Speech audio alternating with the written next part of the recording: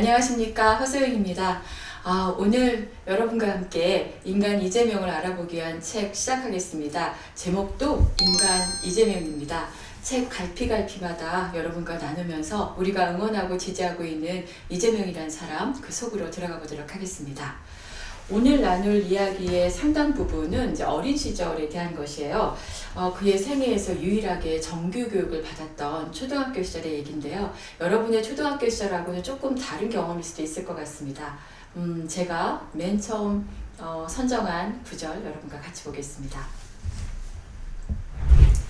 그러나 가장 아팠던 매는 선생님이 때린 게 아니었다. 선생님은 이재명과 그의 친구 하나를 마주 세우고 서로의 뺨을 때리게 했다. 더구나 그 친구는 이재명의 팔촌이었다. 이재명이 27대의 뺨을 맞던 날 그가 맞은 뺨의 수를 기억해주고 함께 눈물을 찔끔거려준 이재환이었다. 그들이 서로를 때려야 한 유일한 이유는 가난했기 때문이다. 이재명이 기억하는 가장 아프고 쓰라리고 치욕스러운 매질이었다. 그것은 일본 제국주의자들이 남기고 간 야비한 식민지 교육기법이었다. 조선 아이들의 자존감을 여지없이 무너뜨리고 조선인으로 하여금 조선인을 짓밟고 증오하게 만드는 제국주의 교육기법의 유산을 어린 이재명이 알 리 없었다. 전기에는 이렇게 기술이 되어 있고 이재명 본인의 진술은 이렇습니다. 어떻게 팔촌인 친구의 뺨을 때리겠어요. 처음에는 마지못해서 서로 살살 때리죠. 하지만 선생님이 몽둥이로 둘을 후려치면서 세게 때리라고 다그치면 어쩔 수 없이 서로 조금씩 세게 때리게 돼요.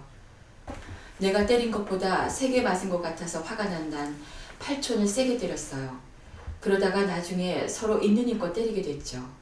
어느 순간부터 둘 다 눈물을 흘리면서 서로의 뺨을 죽일 듯이 후려치는 거예요. 그건 정말 나빴어요.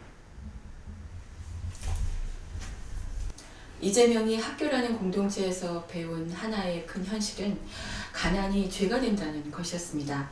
교사로부터 이유 없이 폭력을 당하는 것도, 부당한 화장실 청소도, 또 진학에 대한 희망이 없어서 건빵과 시험지를 바꿔쳤어야 했던 것도, 또 그냥 매질도 아니고 친구 간에 서로 때리도록 했었던 그 모든 현실이 바로 가난 때문이었던 거죠.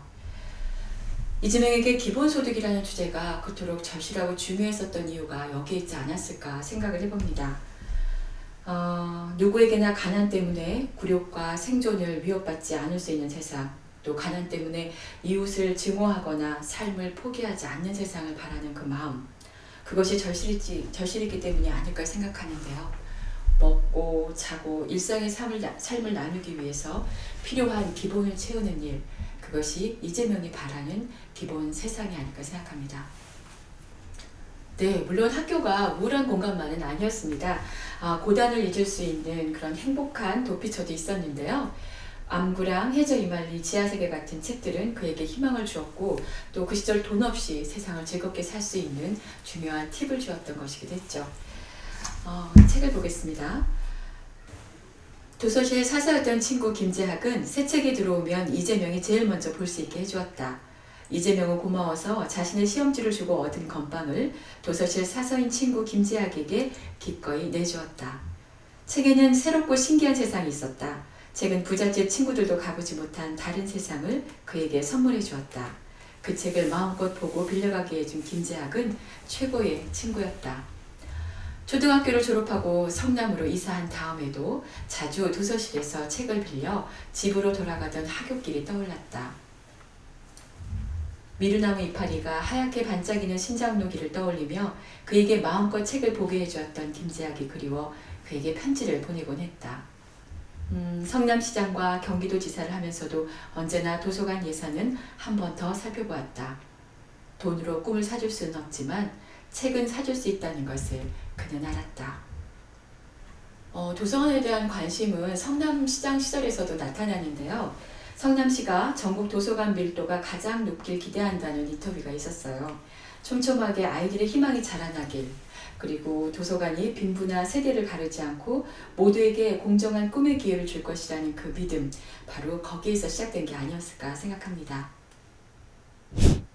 네, 학교에는 잔인한 선생님들도 있었지만 이재명에게 꿈과 기회를 준 선생님들도 있었습니다. 그 이야기 들려드릴게요. 다음 날 이재명을 부른 교장 선생님은 학교에 딸린 밭채도를 골라내는 일을 하라고 시켰다. 수학여행을 갈 수 없는 처지의 다른 아이 둘과 함께 이재명은 그 밭에서 키운 보리를 베는 일도 했다. 교장 선생님은 아이들에게 일당 200원을 쳐줬고 이재명은 그 돈을 모아 수학여행 경비 1,300원을 마련했다. 5학년 담임선생님과 교장선생님은 지금껏 그가 보아왔던 선생님들과는 달랐다. 교장선생님은 학교 매점을 학생들이 운영하도록 하고 그 수익금이 가난한 학생들에게 돌아가게 했다. 그 덕분에 그의 5학년 학생들은 모두 수학여행을 갈 수 있었다. 자치회나 협동조합에 대한 첫 경험이었고 그가 학교에서 처음으로 맛본 따뜻한 배려였다. 어머니는 수학여행 가는 그에게 운동화를 사줬다. 태어나서 처음 신어보는 운동화였다.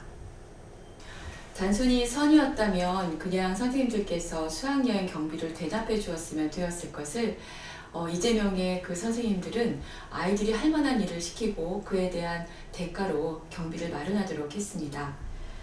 그가 처음 받아본 배려였고 어머니 이외에 그에게 희망을 준 첫 번째 어른이었습니다.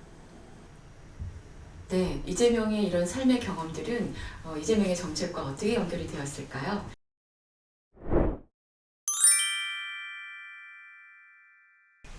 오늘 소개해드릴 정책은 아동의 먹거리 기본권과 관련된 것입니다.